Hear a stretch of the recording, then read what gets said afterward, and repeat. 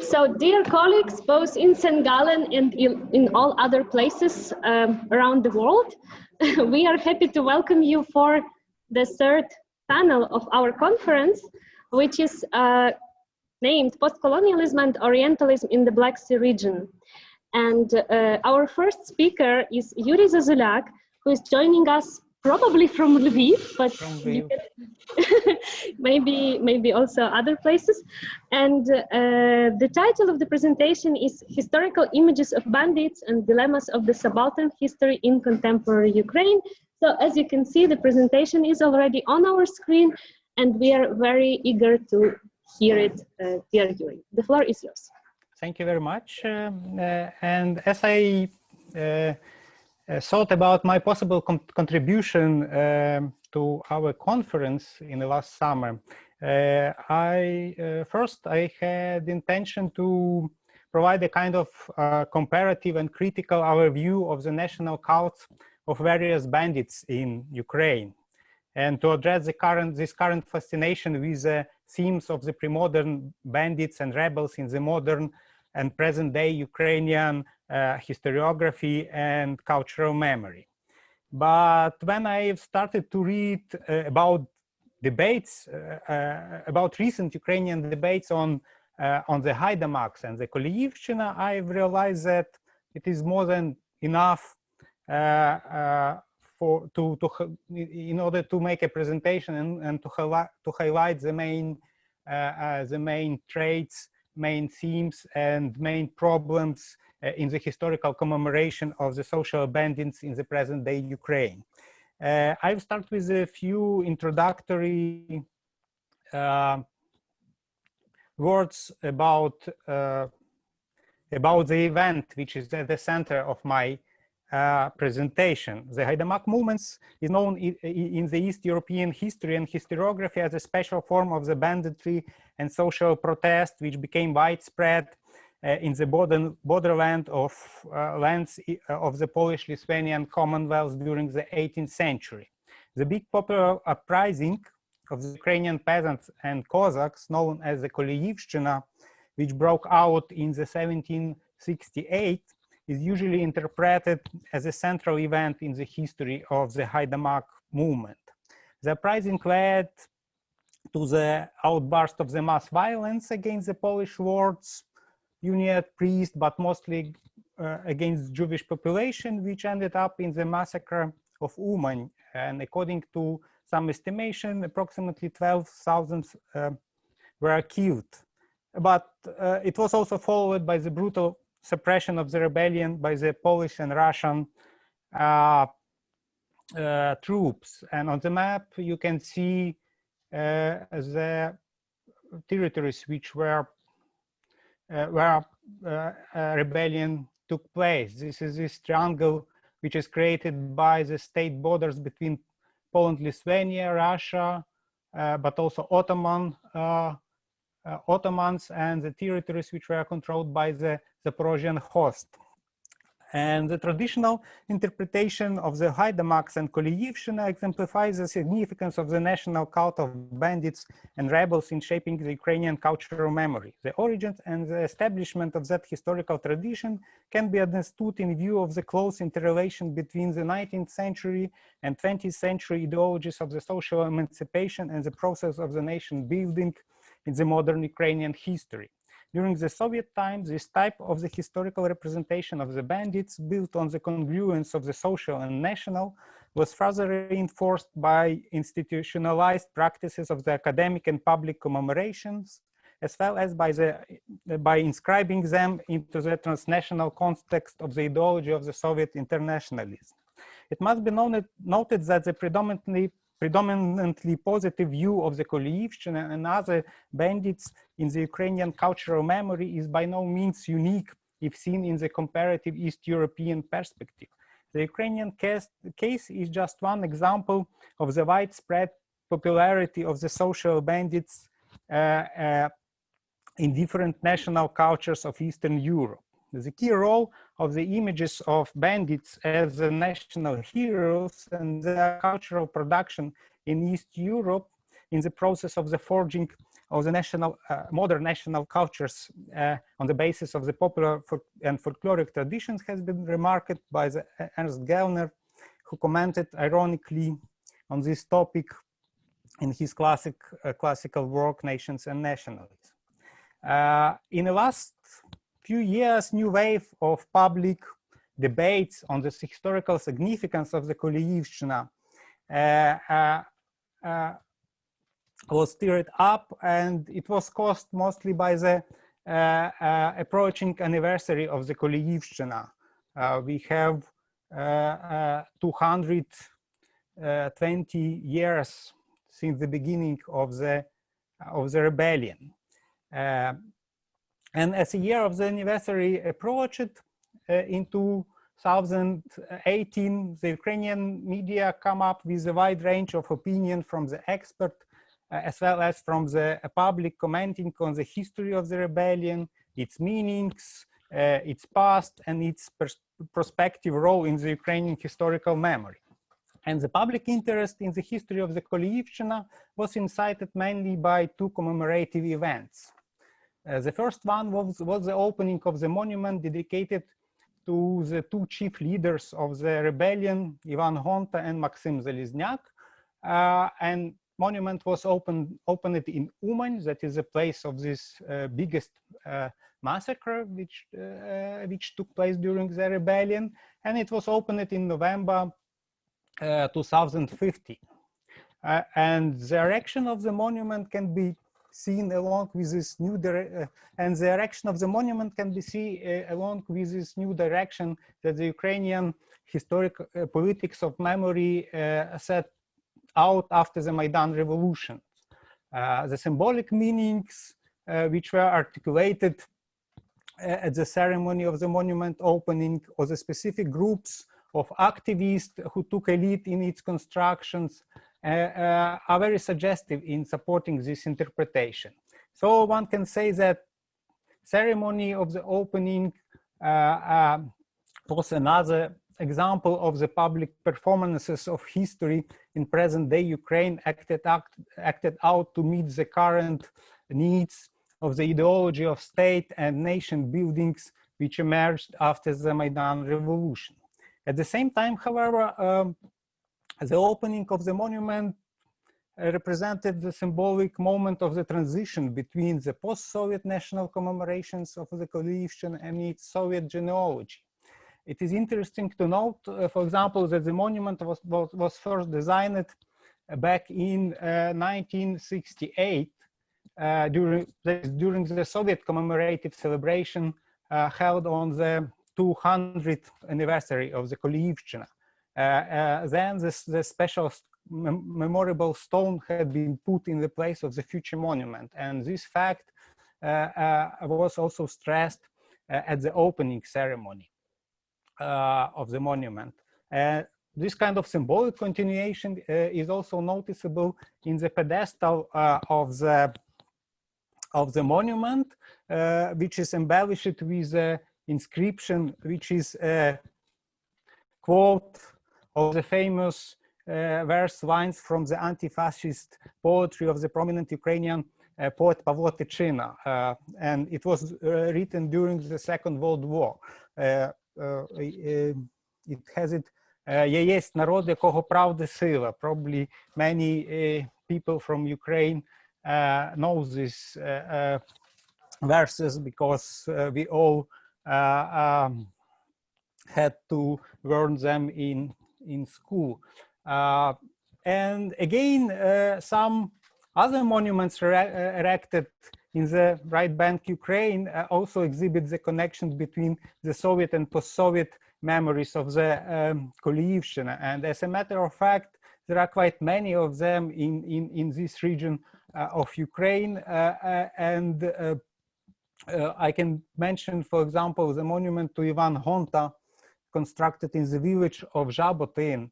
And there the bust of this Haidamак leader was put in place of the damaged figure of the known Soviet and communist apparatchik from the Stalinist time, Sergei Kirov. And to add just one interesting detail, the bust of Ivan Honta represented a kind of cultural remnants from the previous Soviet epoch as well. It was because the local village museum had been closed and the exhibition dismantled in the 1990s. So this bust, together with the bust of Zazuliak, were kept in the building of the village council. And then when the statue of the Sergei Kirov was damaged, they somehow took it away from the council and put or reuse it and put it on in place of the damaged monument. And the second commemorative event which incited the public opinion was the decision of the Kyiv Municipal Council passed in May 2018 to celebrate officially the Koliyivshchina. And the special decree promulgated on that occasion by the council was initiated by the municipal deputy and the member of the far-right nationalist party Svoboda, Iurii Sirotyuk. And Sirotyuk claimed that the events of Koliyivshchina must be remembered as a warning to all enemies of Ukraine, aggressors, occupants, and Ukraine haters who endanger the right of Ukrainians to live on their own land. Here you have this quote. And many of the opinion expressed in the media took explicitly critical and polemical stance on the above-mentioned commemorative initiatives. For example, the decision of the Kyiv Municipal Council was met with a strong criticism from the main Ukrainian Jewish organizations. A number of experts, and there is a kind of association of these organizations known as a Vaat. A number of the expert and public intellectuals joined the Vaat in criticism of the promulgated decree. The critics pointed out that the decree clearly followed the Soviet tradition of commemorating the Koliyivshchina, with its exclusive attention given to the suffering and oppression of Ukrainian people under foreign powers. They were right also to stress that the decree designed, so to say, explicitly ethnocentric version of the celebration of the Koliyivshchina, which made it impossible to reconcile with the historical experience of other ethnic groups, primarily the Jews who had become main victims of the rebel violence. According to the critics, the interpretation of the rebellion as a tragedy, not as a national holy war, and the emphasis on the voices of the victims, not of the heroes, must be at the center of the scenarios of the commemoration. This way of commemorating the Koliyivshchina, the critics further argued, would accord better with the present day European practices of commemoration,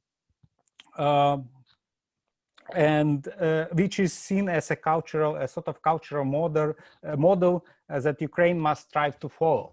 The proposed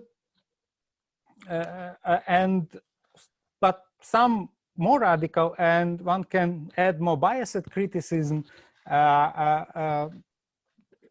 which some proposed by some authors who participated in these polemics.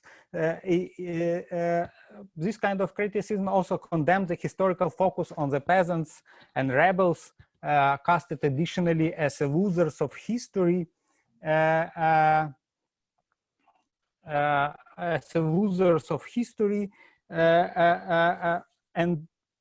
this kind of criticism basically claims that such attention is a serious distortion of the Ukrainian historical narrative, and for those reasons it must be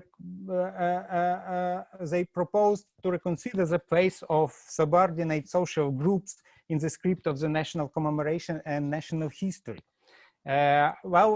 Such judgments were explicitly elitist in tone, and sometimes even based on rude social stereotypes, and sometimes also reinforced by the charges against the Marxism as a method of the social historical analysis.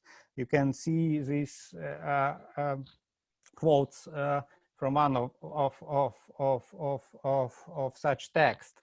The input of the professional historians to those debates was not particularly spectacular.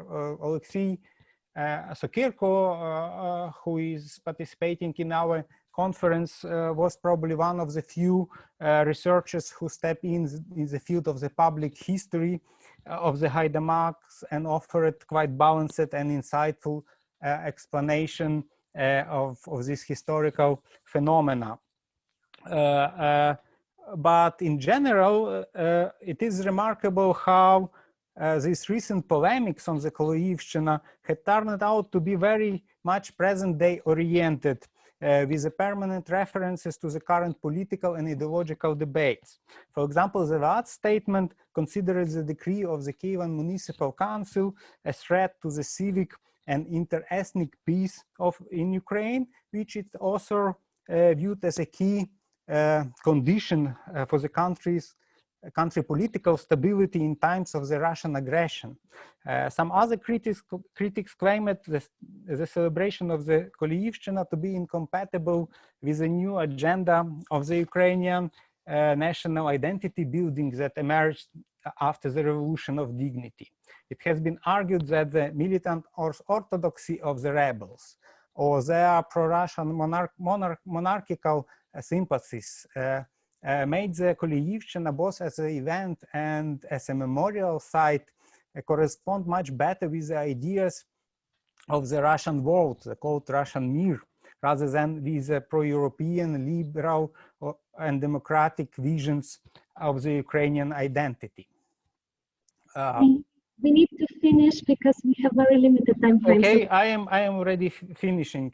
And some contributors to the discussion also considered the Koloivshchina to be a kind of the Russian hybrid war against Poland, Lithuania, implicitly suggesting the parallels with the current hybrid war on Donbass. According to this line of reasoning, which I must say is more speculative than grounded on historical evidence, the Koloivshchina was plotted and instigated by the Russian government, and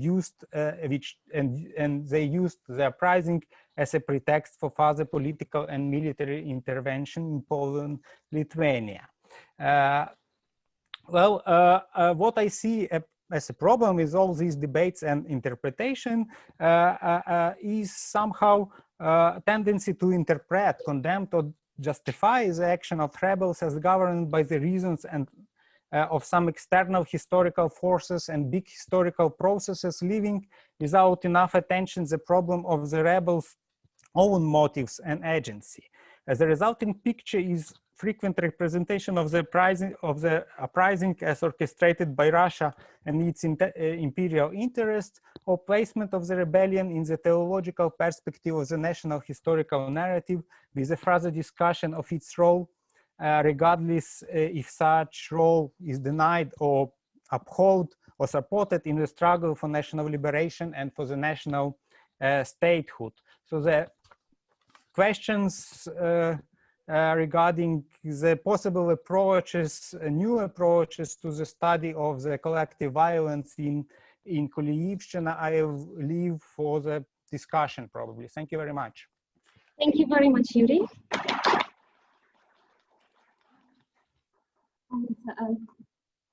Could you please turn off your screen sharing?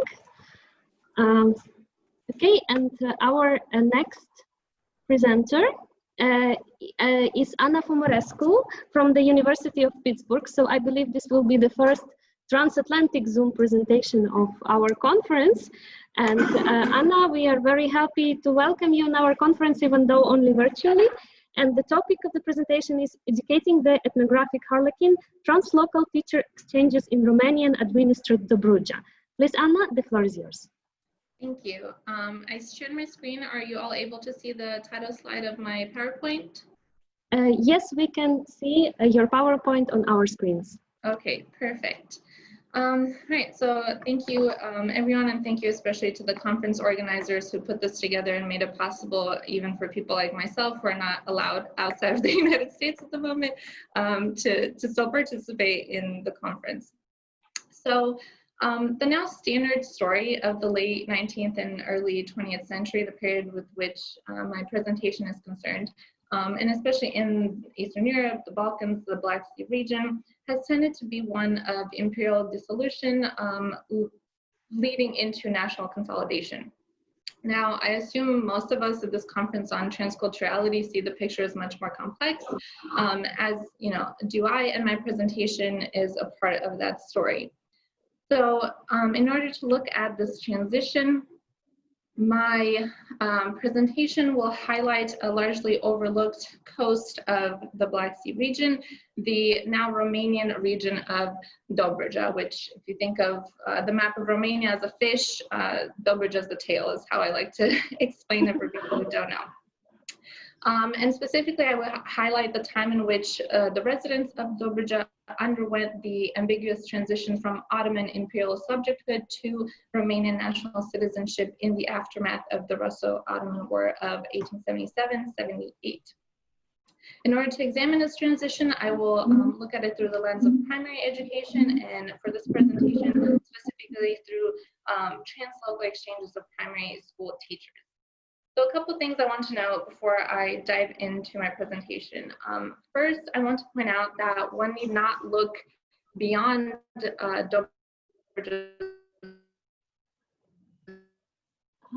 borders. For instances, shows China of the 20th century, Dobruja was home to a wealth of ethno-confessional groups. Crimean Tatars, Ottoman Turks, Bulgarians, Russians, Germans, Jews, Greeks, and many others besides, all of which interacted in their daily lives with each other, in schools and markets, in ports. And these interactions shaped their relationships with each other and with the new Romanian state to which they now belonged. However, for the purposes of this paper, I will focus specifically on how these groups interacted with other like communities in other parts of the Black Sea region and to an extent in Central Europe. Which brings me to the last point I want to make before diving in, which is the term translocal that I use in my title and a little bit in my presentation, which is really a conceptual framework that I borrow from a Pacific world historian, Matt Matsuda, who used the term to indicate interactions that are simultaneously below and above the level of the state, be it a national state or imperial state. So for my presentation, when I refer to translocal exchanges, I mean those exchanges that took place between individuals and communities located in different regions, nations, and empires, exchanges that had the potential to both uphold and undermine the borders they traversed. So what do these translocal teacher exchanges look like? Well, on the one hand, I will look at exchanges promoted by the Romanian state in the interest of assimilation and of Romanianization. And on the other hand, at exchanges undertaken by Dobruja's various ethno-confessional groups in an effort to nurture their particular languages, religions, and cultural traditions. So, to begin with those promoted by the Romanian state. As with all nascent nation states, the 19th century Romanian state tried to create order out of apparent chaos. And one of the ways in which it did so, one of the ways in which many nation states tried to do so, was through primary education. And from very early on, the Romanian state very closely intertwined citizenship with education. So the constitution made it mandatory that all Romanian citizens between the ages of 7 and 14 attend school, whether it be a public school, a private school, or homeschooling. This was mandatory for all those who had some sort of legal tie to the Romanian state.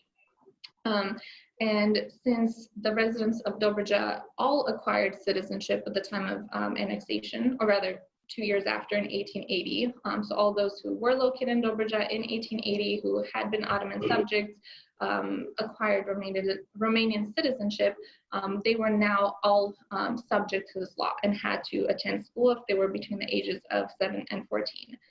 The one exception to this was Muslim girls who were exempt from this for most of the period with which I'm concerned. So the only then people who weren't subjected to this law, who did not have to attend primary schooling, were foreigners or non-citizens, those who did not have legal ties to the Romanian state.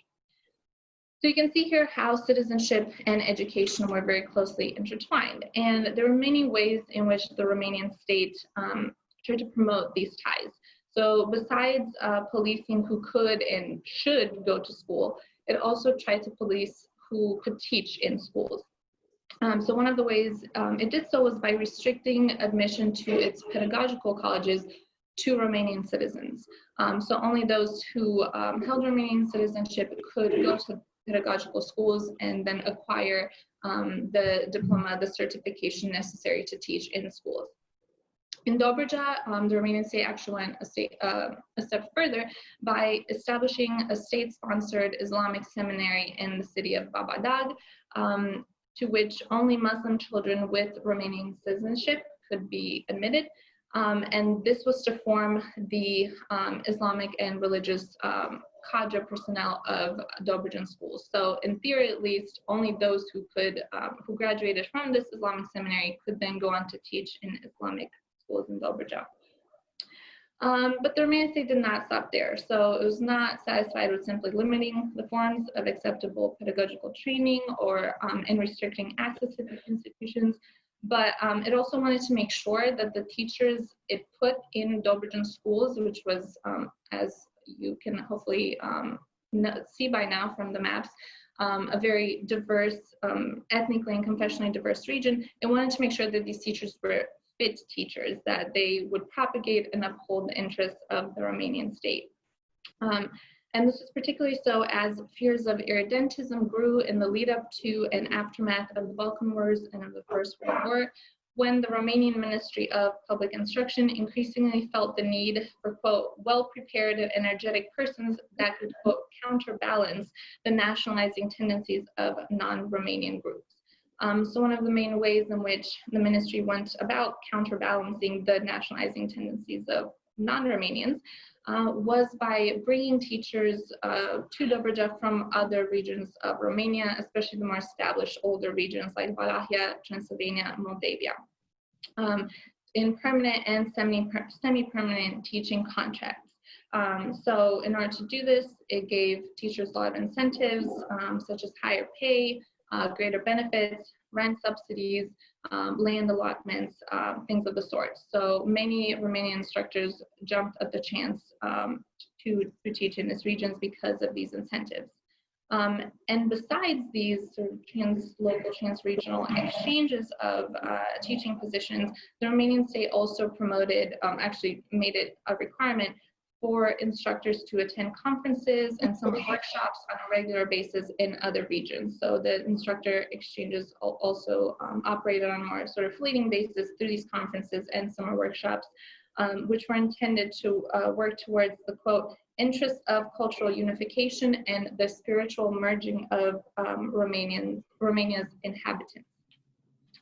So the Romanian state was pretty successful in promoting and facilitating these exchanges of teaching positions of teachers moving from one region to Dobruja and back again for conferences and summer workshops. However, they were not the only, the state was not the only one to affect these exchanges. Dobruja's various ethno-confessional communities also engaged in their own parallel teacher exchanges. This practice was a little less common in rural schools, which had lower enrollment and were chronically underfunded, but you saw it in rural schools as well, but especially in urban schools, this was very common. So one example of this is Dobruja's Greek communities, which regularly staffed their schools with administrators and instructors who received their pedagogical training in the Balkans, in Greece, and in the Black Sea region. So one specific example, for instance, the Greek girls' school in the large port city of Constanța, which is my hometown, recruited its instructor corpus almost exclusively from among the graduates of the pedagogical colleges in Athens and in Istanbul. Then when the armed conflict of the First World War prevented the school from soliciting new recruits, the administration petitioned the Romanian state, which had by that point, by the First World War, begun to crack down on the hiring of non-Romanian instructors.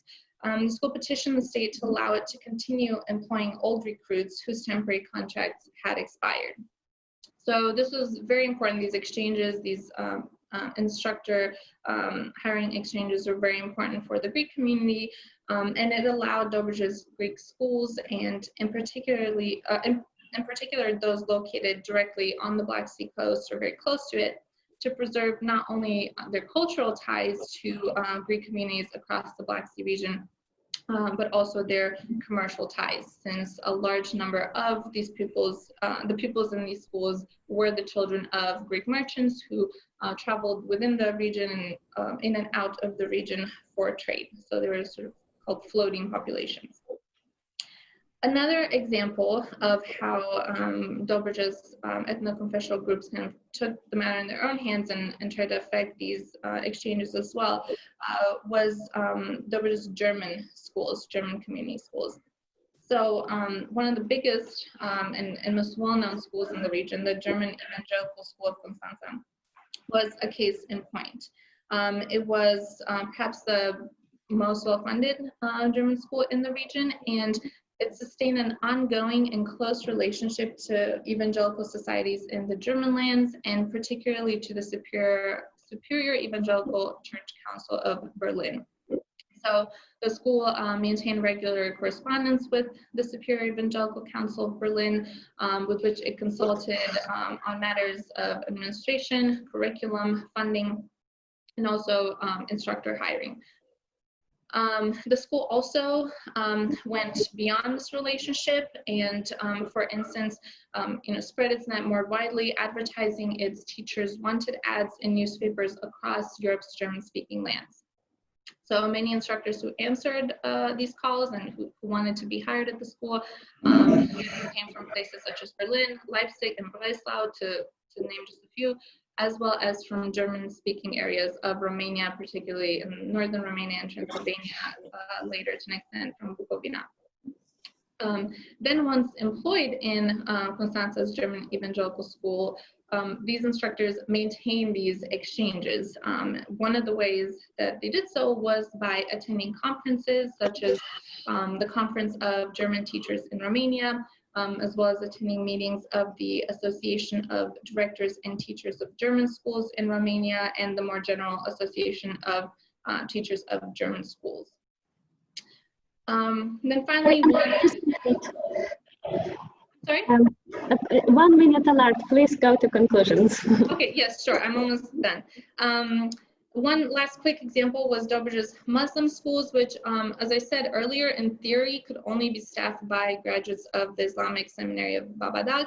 However, up until the First World War, when there was that crackdown on instructors being hired from abroad or who didn't have Romanian citizenship, in practice they had more autonomy in their hiring choices. So up until the First World War, it wasn't uncommon for Dobruja's Islamic primary schools to employ personnel with degrees from the Pedagogical College of Istanbul, or with teaching experience in schools across the Balkan region in cities such as Salonika, Bursa, Izmir, and the like. All right, so to conclude, examples such as these abound, and not just from the communities I mentioned here, for which I only just scratched the surface of these translocal exchanges in which they engaged, but also with Dobruja's Russian, Bulgarian, Italian, French, Jewish, Armenian, etc., etc. There are many others, populations who engaged in similar practices. And these translocal exchanges were one means through which Dobruja's diverse ethno-confessional primary schools could maintain some autonomy vis-a-vis the new state to which they now belonged, and therefore kind of affect that, influence that ambiguous transition from imperial subjecthood to national citizenship. In so doing, and this is not something I go into here, but into my dissertation more broadly, these schools shaped, consciously or not, their students' mental maps beyond the assigned curriculum, upholding the tradition of mobility and exchange that had long characterized this vibrant stretch of coast on the Black Sea's western shores. The end. Okay, thank you very much. Thank you, and I would like to invite our last but not least speaker on this panel, Karina Gaibulina, who presents the University of St.Gallen and who is here with us today. So, the floor is yours. Let's begin. Thank you very much. And in addition to the theoretical part that I proposed in my paper, I would like to give some examples of my research, based on my research, on my case studies, that maybe will give better explanation of what I'm trying to do and why, and maybe will give better argumentation for the paper.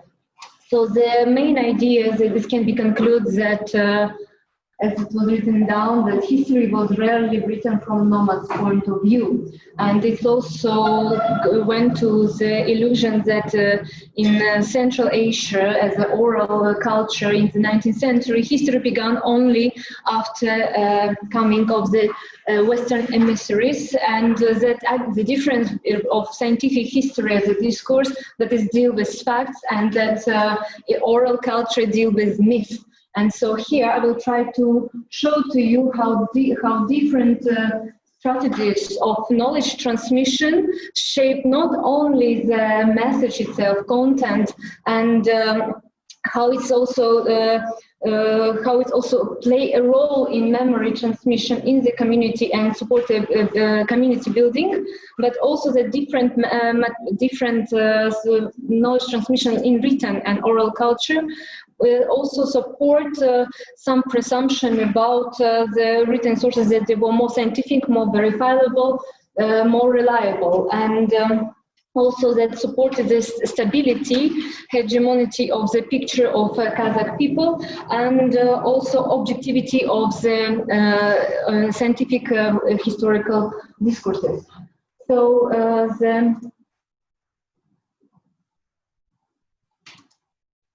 okay, so I will do this way. So into oral culture, it's to understand the knowledge transmission in oral culture and the building, community building and memory. It's very important to understand the way knowledge was transmitted as a very contextual,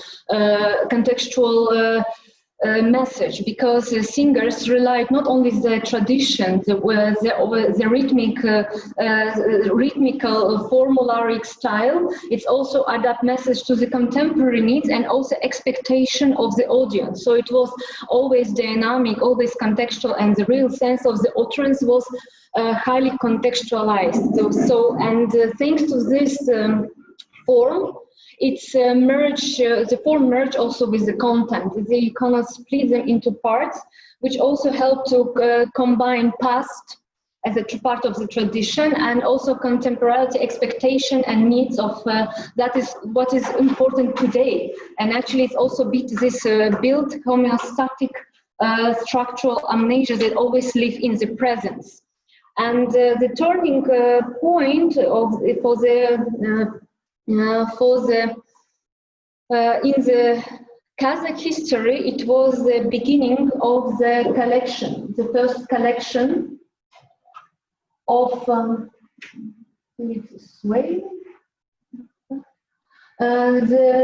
turning point. It was the first collection that was made by external. Not only, but here I will focus. It's also a collection of oral culture records that been also made by locals, intelligentsias that who get education in Russian imperial officers' schools, military schools. But here I would like to focus on 3 examples. It's my 3 case studies. It's the first one is Yanushkevich, Zalewski II, and Severin Gross. Yanushkevich, some of you already know a bit. He was born in, as you can see, and he spent 25 years of his life in Siberia. Zalewski spent a little bit less. Together he spent about 9 years here in Orenburg. Yanushkevich was in Ishim and Omsk, and Severin Gross only 5 years in Semipalatinsk. They lived in different times, they've been sent in different places. One thing they had in common is that they worked for the imperial state, that they had no choice and they want to come back and they have to cooperate with imperial state. So they traveled to steppes in name of imperial authorities. So it's also shaped their perspective and their relation with the locals that they can talk to. So it's had direct impact on the content that I want to present for you here. So the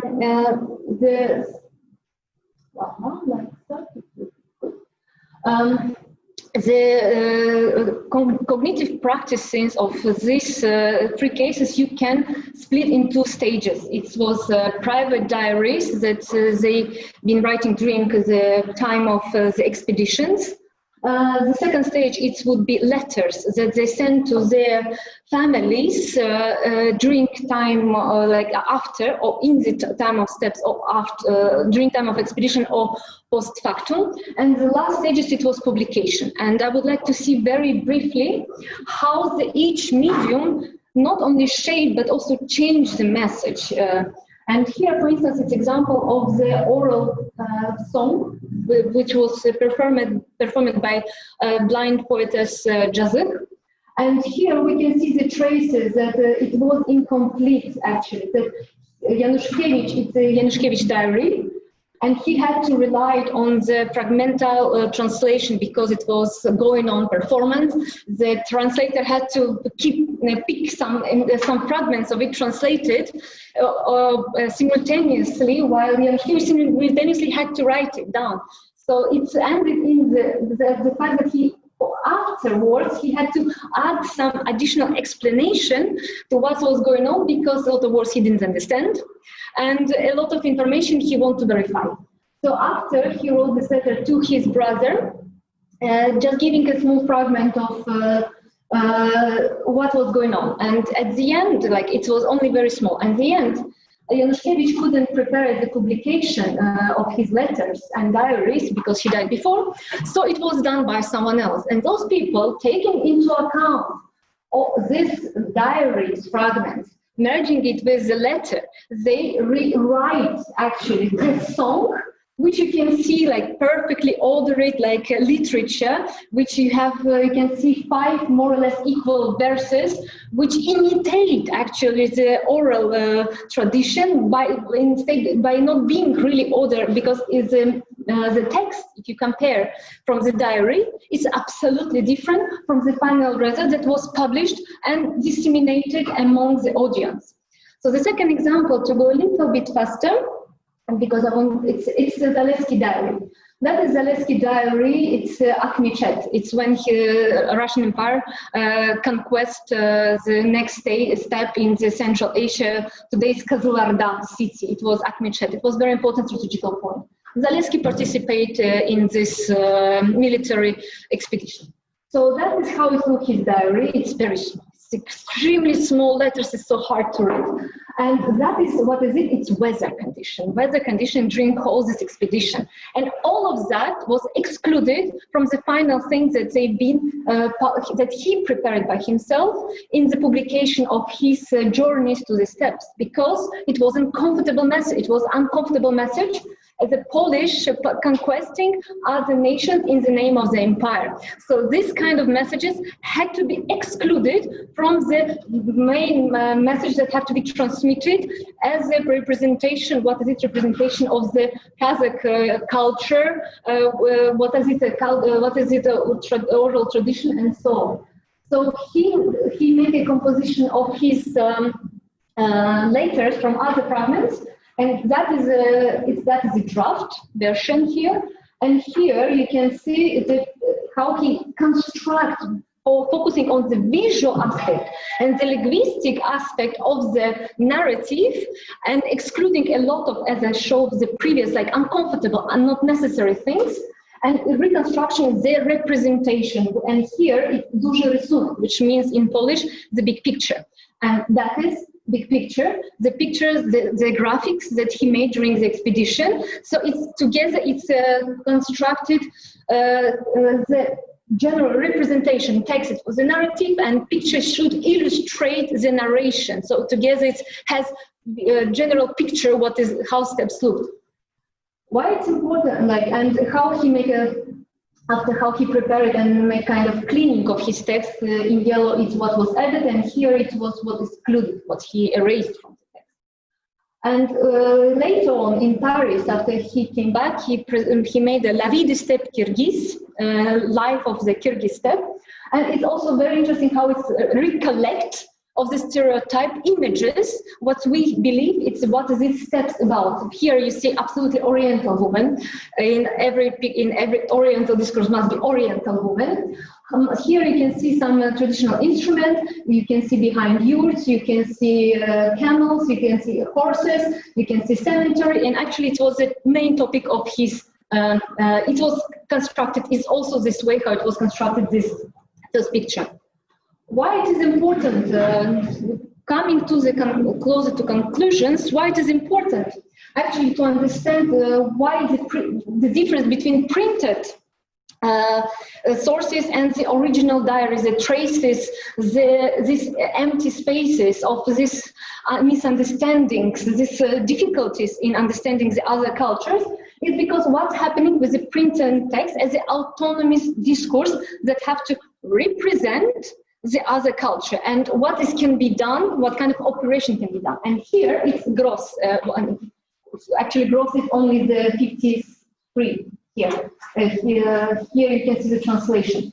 Actually, this is a later publication, the customary law of Kyrgyz. It was published 20 years after. The gross text, going to the point.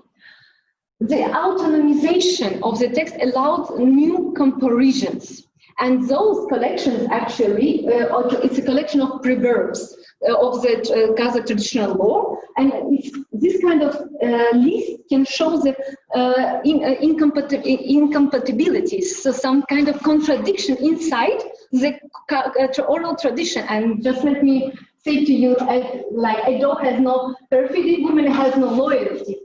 The man who has one wife will quarrel with her. The man who has two wives will starve to death.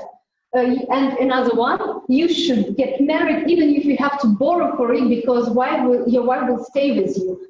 And wicked wicked person collects sticks, and the stupid one wives. And the last but not least, it is impossible not to marry a second wife, as one wife cannot take good care of her husband. So this kind of lists allow to show this kind of contradiction, which also supports the belief that oral tradition were pre-logical, were less scientific, and that's why it's less reliable. While I want to say that actually, and that is absolute conclusion, that is actually the oral tradition and these kind of practices of analyze and collection of the oral traditions that we can perceive as the historical sources had a lot of in common. And in common, it will be incompleteness. It was the harmonization according to political needs. It would be relied on the talent of the author as well as the poets also had to be a talented person and a storyteller. And it's also need to take into account audience expectations. By presenting the final text, final versions should be written and understood by audience. However, the real difference between the written sources and oral tradition is that written sources leave traces of objections that allowed us to trace the cognitive processes. And here I would see the biggest difference between the oral tradition that is only here and now, and the written sources that allow to get into this deep message. Thank you very much.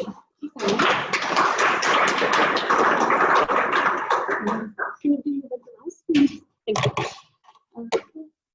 Okay. So now we would like to invite Boris from University of Basel to give his comments on all three presentations. Yes. Yeah.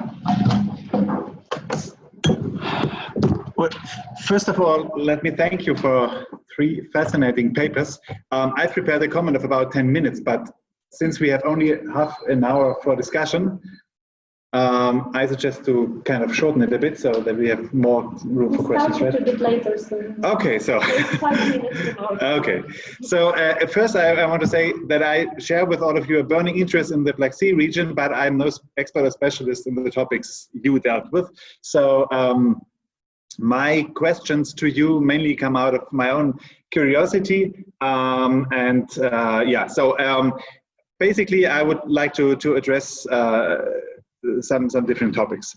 The Haidamaks were some kind of proto-nationalist Ukrainian rebels fighting against oppression of great imperial forces. In Central Asia, there was no history, that is development and progress, before the arrival of Western ethnographers and historians and teachers in the newly Romanian-administered Dobruja in 1878 till 1920 were used as tools to nationalize the ethnographic Harlequin. All three papers deconstruct these established historiographic or literary concepts. Explicitly or implicitly, they use theories and approaches from cultural history, which have been frequently used and became quite dominant during the last decades, namely anthropology, post-colonial studies, and to some extent the histoire croisée. Iurii challenges the social romantic narrative of the bandit by contextualizing it into the age of rising nations. Karina questions Western colonialist practices of usurping a non-linear oral historic tradition via the means of captioning and archival storage. And Anna problematizes, which at first sight appears to be a forced nationalization of teachers in Romanian-administered Dobruja in 1878 to 1920. All three papers share a somewhat deconstructivist approach. They differ significantly with regard to historical periods and area. Therefore, I want to address each of the papers separately before offering one question or problem which might be relevant for all papers and might be helpful for the discussion. Iurii's paper deals with the interpretation and commemoration of the Haidamak movement, with a special emphasis on actual debates around the 250th anniversary of the Kolivshchina. As far as I understood, using Ernest Gellner's ironic remarks, Iurii criticizes, namely Eric Hobsbawm's framing of banditry as some kind of early class struggle, but instead argues to situate it more deeply in the actual historical context of the time. The second argument is that although the Haidamaks appear to be commemorative heroes for Ukrainian nationalist perceptions per se, there is an undeniable legacy of pre-Maidan and even Soviet times, when certain monuments and lieux de mémoire were planned or even erected in remarkable different contexts. My questions would be, I found your paper convincing by all means. My questions would be, to what extent your argument could be pushed a bit further. So what we know from the latest studies in memory politics, we know that these memory politics also make power relations visible, right? So who decides how to commemorate? Who decides how to inscribe meaning? And this is something I would be interested in if you could kind of explore or push your argument a bit further about these kind of overlapping memory politics stemming from Soviet times until in the 1990s and early 2000s, and then the post-Maidan. So is there also kind of a moment where you can trace shifts of power in these debates you were referring to regarding the commemoration? And my second question would be, this is the one you omitted in your presentation, but was quite struck by me in your paper when you refer to James Scott's concept of peasant politics of resistance, which differ from Scott claims urban-based rebellions and uprisings. And my questions would be, as far as I understood, the idea is to get more into the historical context and to trace the motivations of the people instead of kind of subscribing some kind of great power symmetry above it. So I would be interested if this notion of peasant politics kind of changes or could change the way of commemoration, and if there are traces to do that, or if that is maybe solely an academic perspective which has up until today no kind of social or political impact, but maybe there could be one.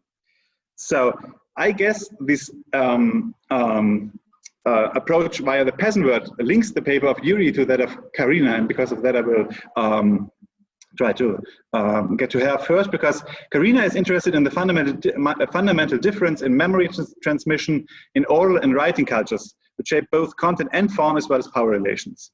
As far as I understood, she is mainly interested in the transformation of Kazakh history, which took place in Russia's imperialist period in the middle of the 19th century. Then a former orally based nomad way of transferring knowledge and memory was forcibly transformed into literal sources. Karina mentions records, diaries, and ultimately archives. She stresses that these archives should not merely be understood as a tool to preserve history. Instead, the decision what to preserve inevitably led to the deliberate forgetting of unnecessary or non-meaningful aspects of history. And lastly, scientific explorers and the first generation of the Kazakh intelligentsia imposed a linear understanding of history upon a former cyclic or even chaotic historic narrative.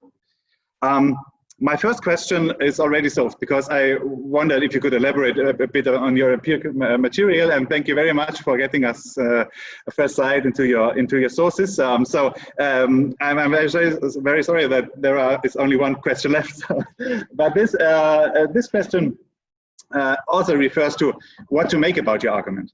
I was wondering if you used approaches from, say, post-colonialism to kind of describe what is happening there.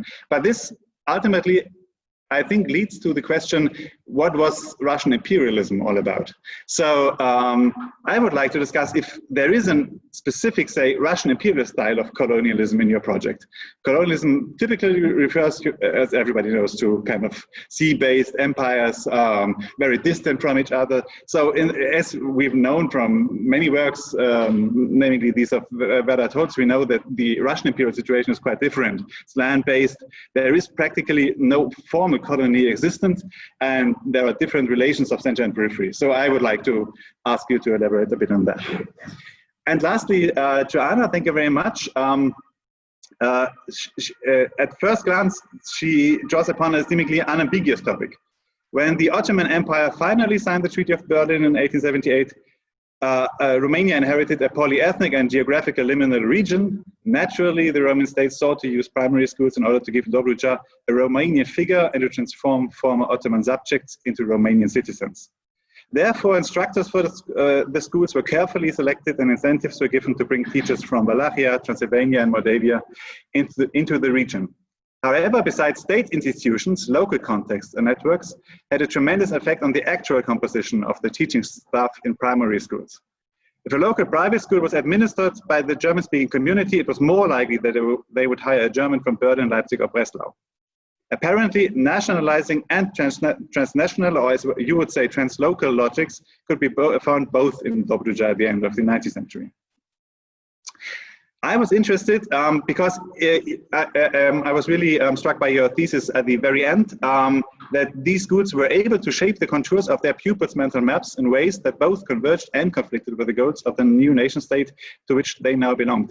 I found that very convincing, but I wondered if you have any clue or idea, or even kind of, if you want to get into the pupils, because I would very much interested if they succeeded. So how were the mental maps of pupils during these counts? Do we have some kind of, you know, autobiographies, memoirs, diaries?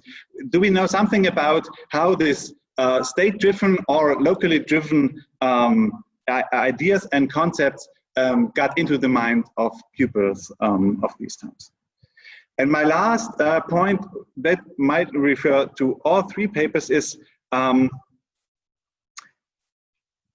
think all three papers kind of got challenged these established notions of, as I already mentioned, the nationalizing Roman state, the absence of history in the Kazakh case, and also the social romantic bandit in the Gorivshchina.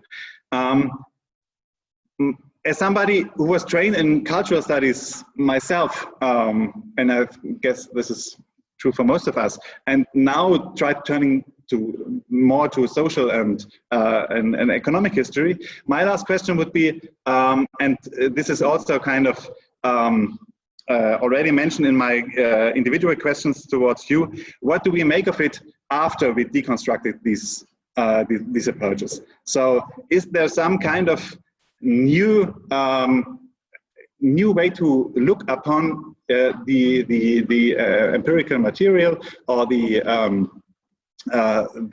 examples you've given us after we kind of challenged these established? So is there some new some new way of thinking about it lurking behind the horizon?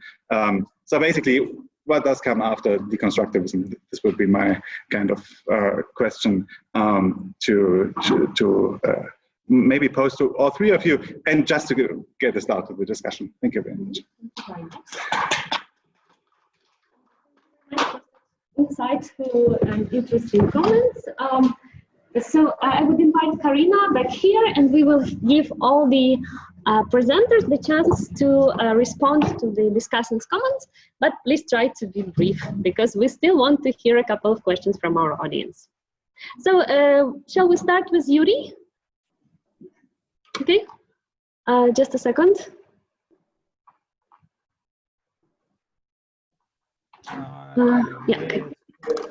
Thank you, Boris, for very interesting and insightful comments. Yes, first question about power relations beyond the construction, the erection of the monument. I think this is a very important question, and I somehow missed to mention this aspect of the commemorative culture. Yes, and the question about political actors who initiated all this process commemorating the Koliyivщина in this local context. And what I found very interesting was a kind of complaints all these local activists had, and how they complained that official authorities, they had no intention to support their initiative. So they made no effort to contribute to the erection of the monument. And this is also interesting, that the erection of the monument in Uman, it predates the promulgation of these famous Ukrainian history laws, right? So we can see a lot of grassroots movement, some groups of activists, volunteers or veterans who were beyond this initiative to construct monument and commemorate the Haidamake uprising. And it was also a kind of political pressure which was exerted on official authorities. It is my interpretation. At least. Regarding the second question, well, I can say that I am mostly interested in this phenomenon of the collective violence as an important or probably the key element of the popular and peasant politics. And for me, all these insights coming from the works of James Scott or Indian Subaltern school of history, they were important because they somehow also allowed to adopt or pursue this emic approach or emic study of the violence to understand what individual rebels, how they understood in their own terms their actions. And so this is a kind of microhistorical approach, and it is based on mostly on one unique source. This is a book of the protocols of interrogation of the imprisoned rebels, which survived from the period immediately from the years after the suppression of uprising. So this is how I see my contribution, so to say, more empirical part of my project. This is what will complement all these attempts to deconstruct and go beyond all these debates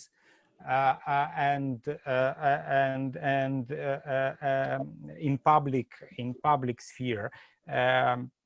By now, I don't see the possibilities how these new studies based on approaches coming from the subaltern studies, how they can be translated into, let's say, public social or political discourse, how it can change the national narratives of the uprising or banditry, or also how can it challenge this kind of denial of the agency of subaltern groups like peasants, which was also visible in some text of criticism. So that's what I can say in answer to your question. Thank you again for your comments. Thank you, Iurii. Anna, would you like to respond to the questions and comments? Sure.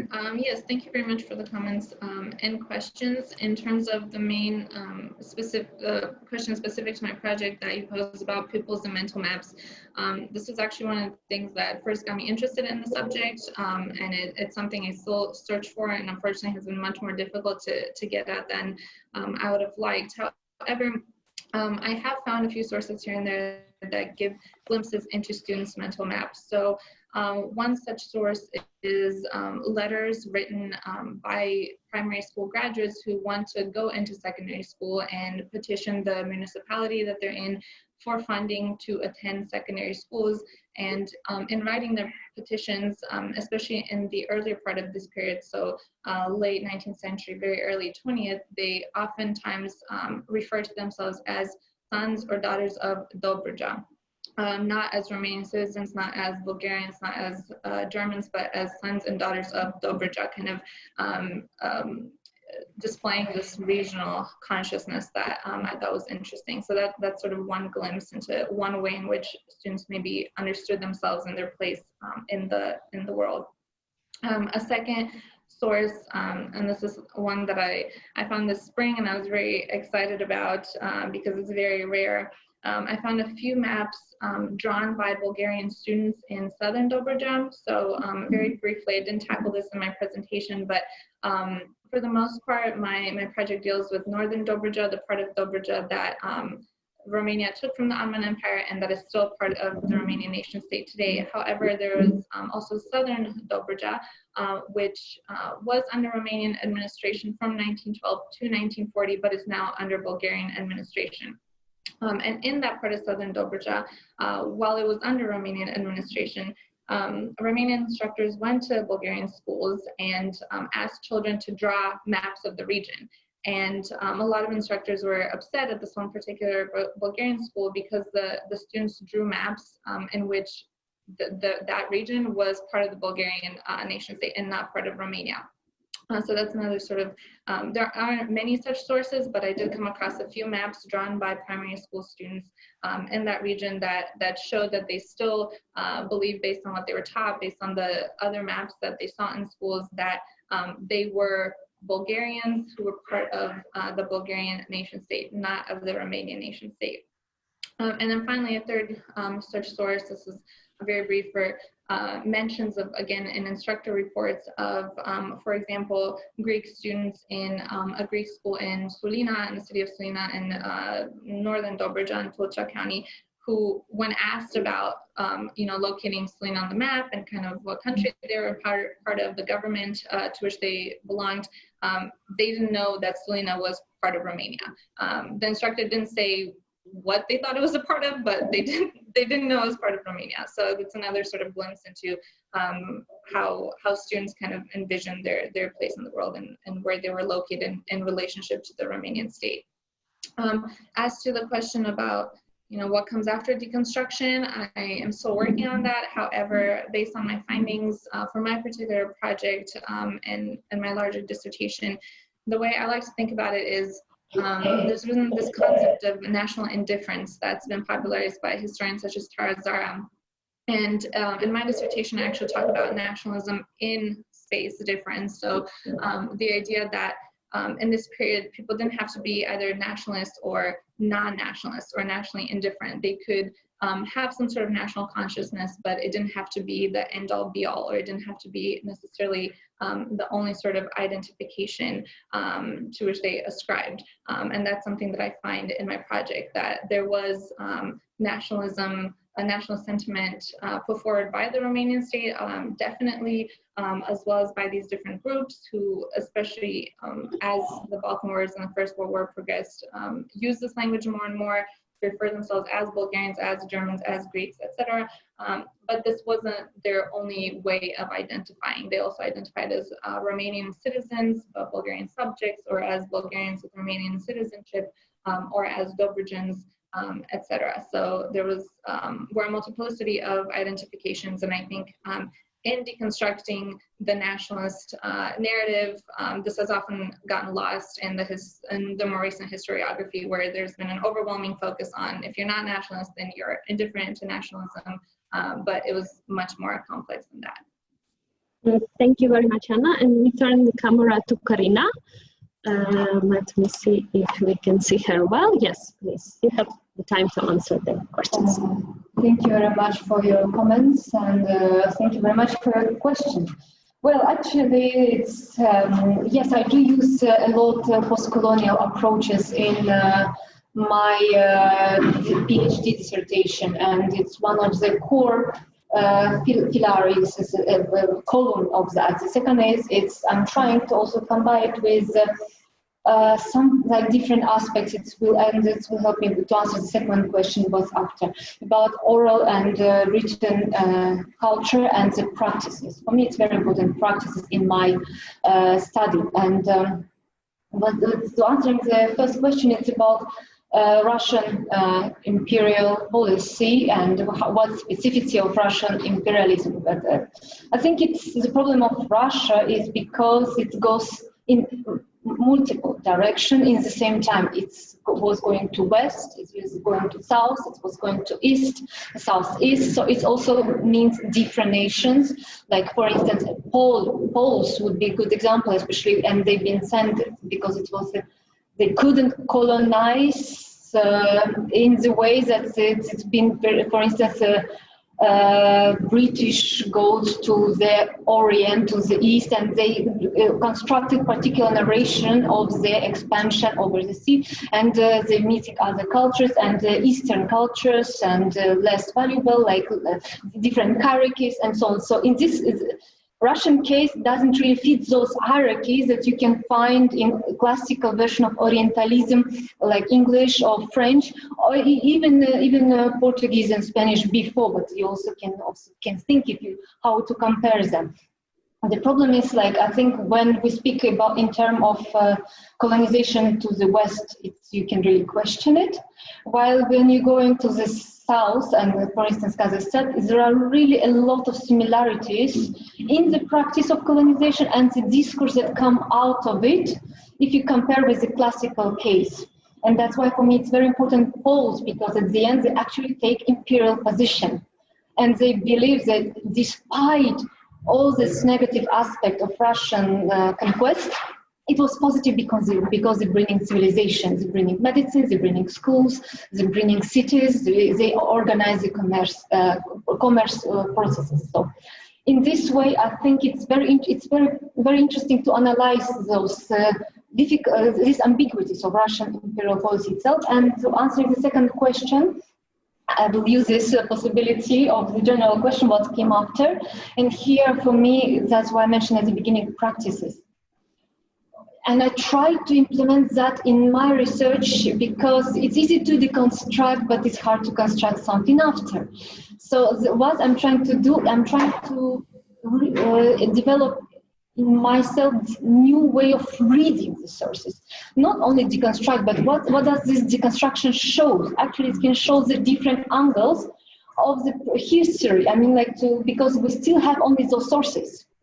And that is also the tragedy of Kazakh history, because this transmission been cutted and dramatically cutted, and the only sources is those written by the external people who had very particular perspective. And I think this kind of perspective can show also the connection, how I try to show the poles, from which positions they interact, and also show how they've been perceived and what kind of information they can get, which can after leave the traces in the diaries. So I think we just can learn how to read also sources differently and show different aspects of the same part of history, maybe this way.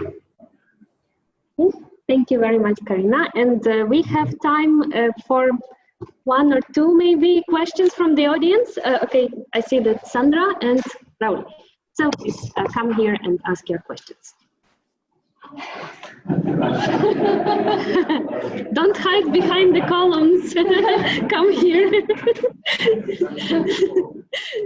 So my question goes to you and kind of, I guess, continues a little bit the discussion from yesterday. And maybe I'm just going to preface it by saying, we all know Hayden White, and the reconstruction of the past is not innocent. And in this way, we're also part of the reconstruction, as we as researchers, I think, try to make sense of the past in our own terms.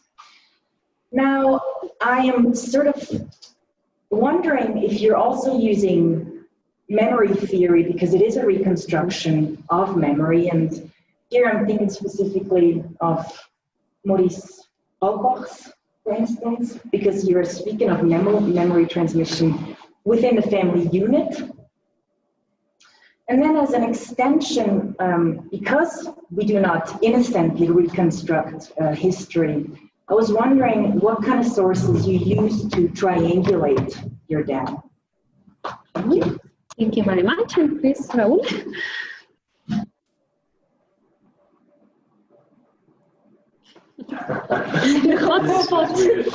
Thank you all for some very interesting presentations. I really enjoyed the panels, and I have questions for each of you. Okay. If I may. Just be brief. Iurii, yeah, I will be brief, promise.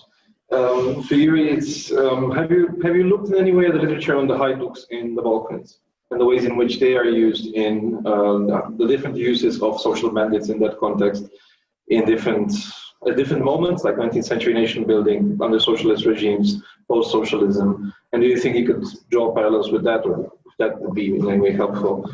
Anna, this is fascinating. I'm really looking forward to this project. It looks great. And I'm going to start from your last comment about making it more complicated. Would you think it would be possible to make it even more complicated by not making this a straightforward story of passage from imperial subjecthood to national citizenship, like you put it, but to also consider the imperial ways in which the Romanian state is acting in Dobruja? And in this respect, I mean, Constantin Iordache's work on Dobruja as a case of internal colonization is, I think, a good starting point. You were mentioning the foreigners, and it would be perhaps interesting to ask who are the non-citizens, who are the foreigners in Dobruja. And finally, there's also the dynamic there of different capacities of different ethnic groups to sponsor this kind of private education, and the intervention of kin states in terms of supporting such schools is quite important, and obviously there's a power difference there. Finally, 1920s I'm wondering if you're not complicating your life too much with 1920, because if you are to speak of Northern Dobruja, then I guess even going over the war makes sense. But as you mentioned, in 1912, there's another part of Dobruja that gets added, but it's not covered in the period 1878 to 1912. You wouldn't include that. So I'm wondering, by covering the war, covering the territorial changes, if this doesn't become too complex. And finally, for Karina, one thing that struck me in your presentation, both in the text and what you gifted, was there's a distinct gender dimension to this orientalizing of the Kazakhs.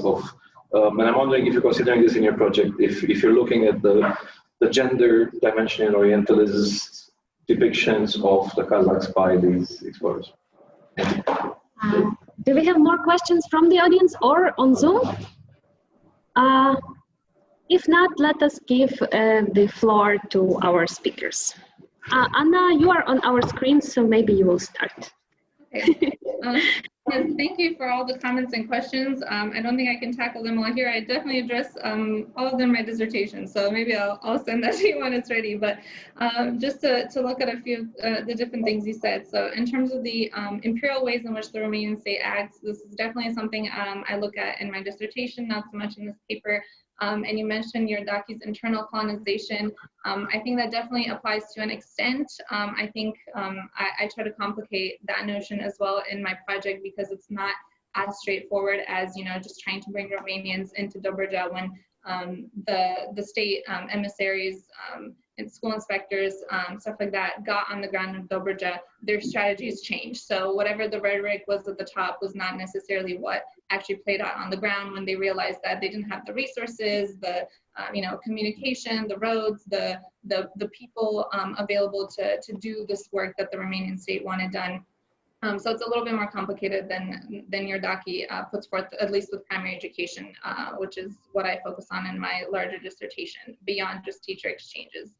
In terms of the different capacities of different groups to intervene, this is another thing I'm sort of working on, and what I found up to this point is that the German communities definitely kind of seem to have a leg up in a lot of ways, and they were also favored in a lot of ways, not always, but by the Romanian state, especially the German communities of Constanța, which seem to be pretty adamant about working with the state and following directives, and so the state then kind of gave them a leeway. So this is something else that there's much more to be said about it, but I'll leave it at that.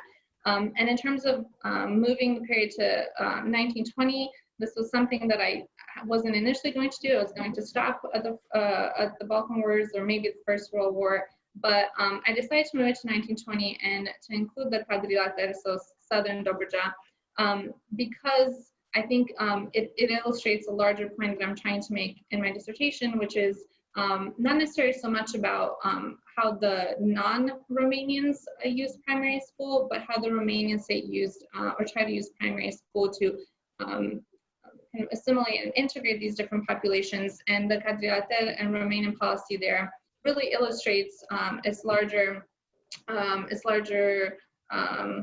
the English word now is escaping me, but strategies, I guess, in Dobruja, which is that kind of surprisingly for me, given most of the literature that's out there, the Romanian state was not so much concerned at specific groups. So I went in thinking, okay, they're definitely going to target Bulgarians because they're threatened by them. They're definitely going to target maybe Muslim groups at particular times. But this is not at all what I found. So things did change a little bit with the Balkan Wars and the First World War, but overall it seemed that in terms of primary schooling, the state was more concerned with irredentism than with targeting specific ethnic or confessional groups. So it would treat Bulgarians in southern Dobruja, Bulgarian schools in southern Dobruja differently than Bulgarian schools in Constanța that were established longer in Romania, that had a better relationship with the Romanian state. So those could continue and do what they wanted to do, while in southern Dobruja, Bulgarian schools were shut down or vastly limited. So that's one example of that. So that's the reason why I extended my timeline and why I think it's important to look beyond just these breaking points that people usually stop at, that maybe we're not as significant as we may think, and also to include this example of southern Dobruja to highlight this general practice of the state. Thank you, Anna. Iurii? Yes. Question about haiduks. I haven't looked yet at such comparative perspective, but I can say that in Soviet time, during this great 200-year anniversary of Koliyivshchina, Soviet Ukrainian historiography, they made attempt to write a sort of interconnected histories of Ukrainian Haidamaks and Moldavian Haiduks, but seen from that perspective of the ideology of the Soviet internationalism. So it was not only comparative, but interconnected, how each of these movements influenced each other. But again, this comparative context, it can be multiplied because we have many such gray zone in borderland region of Ukraine, like Moldavian, Ukrainian, present Ukrainian, Moldavian border, or Ukrainian, Slovak, Ukrainian, Polish, Slovak borderlands, whereas these forms of banditry were widespread. And on the basis of them also emerged a kind of national myth and national commemorations of such phenomena. Yeah, so thank you very much for your question. Thank you, Iurii. And finally, Karina. Thank you very much. I think I can almost actually somehow answer in one, because it's at what point it's overlap, I think, the two questions. First of all, about memory and the reconstruction of memory, and which theory I'm using. First of all, I'm using oral theory and how does it work, like transmission of knowledge. And I'm applying Ong, I'm applying David Olson, and I'm applying Goody, and I'm trying to understand these homeostatic stages of the memory in the oral culture. And also using Assmann, speaking about